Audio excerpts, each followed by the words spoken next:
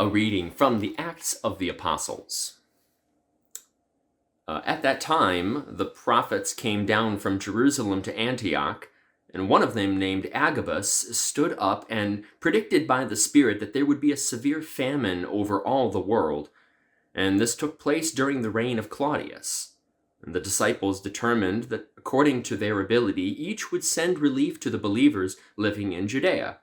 And this they did, sending it to the elders by Barnabas and Saul. About that time, King Herod laid violent hands on some who belonged to the church. He had James, the brother of John, killed with the sword. After he saw that it pleased the Jews, he proceeded to arrest Peter also, and this was during the festival of unleavened bread.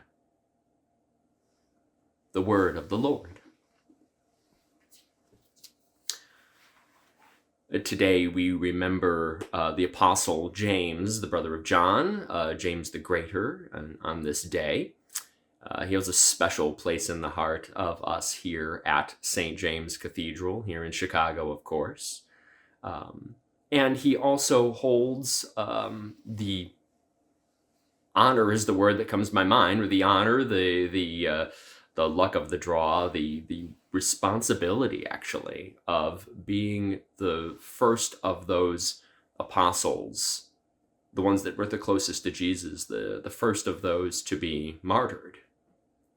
And it's notable for me because it immediately makes me go back and think of James and John, those brothers, going to Jesus and asking to sit at his right and his left. We hear this in the Gospels. They come and they say, Jesus, Jesus, we want to sit at your right and your left. Or sometimes they send their mother to go and ask Jesus to if they can sit at his right and left side.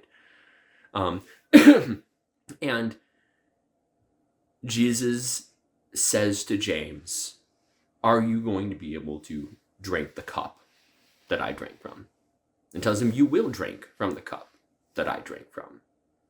Now, I always heard that as Jesus saying that if you walk this path to be by my side, by my disciple, and then actually to go out and be my apostle, that I send you out into the world to do the work that I am doing, to go and be my apostle, spreading the influence of Jesus farther and wider throughout this world through the generations. If you are going to walk by my side and do this, it means you won't just get the benefit of it, you'll bear the cost of it as well. And James says, oh, I will. Maybe not taking on exactly how much of a cost that would be. We see that in this moment when James is the first of those apostles to lose his life for Jesus, for the sake of the gospel. And that's a call that reminds each and every one of us as apostles or as disciples, as we follow in the footsteps set by James, that those very first apostles that were the ones to take those first steps walking along Jesus' side, now we are the ones following in those footsteps, walking along Jesus' side today. And we gain great benefits from it. I mean, I can't tell you how much it has meant to me in my life to walk alongside Jesus, to walk with my fellow disciples who have loved me, who have supported me, who have raised me up. My life has forever been changed for the better because of it. And it means there's also a great cost to bear. I know there's also people for whom it's meant barriers. It's meant judgment. There have been a lot of hard days that have come from being a disciple of Jesus. And while I've never had to bear the cost that James had to bear, it is a mindfulness in my own life that as I take stock, it's not just all benefit, there is cost. And when I take stock in this, I see that for me, it's easy calculation. The benefits always outweigh the cost.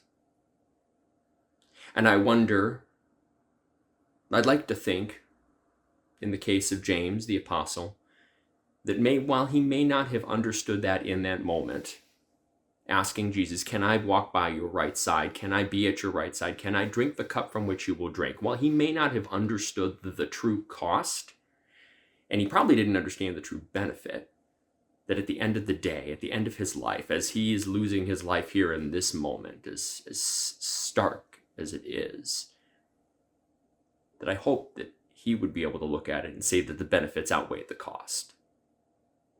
I trust that they do.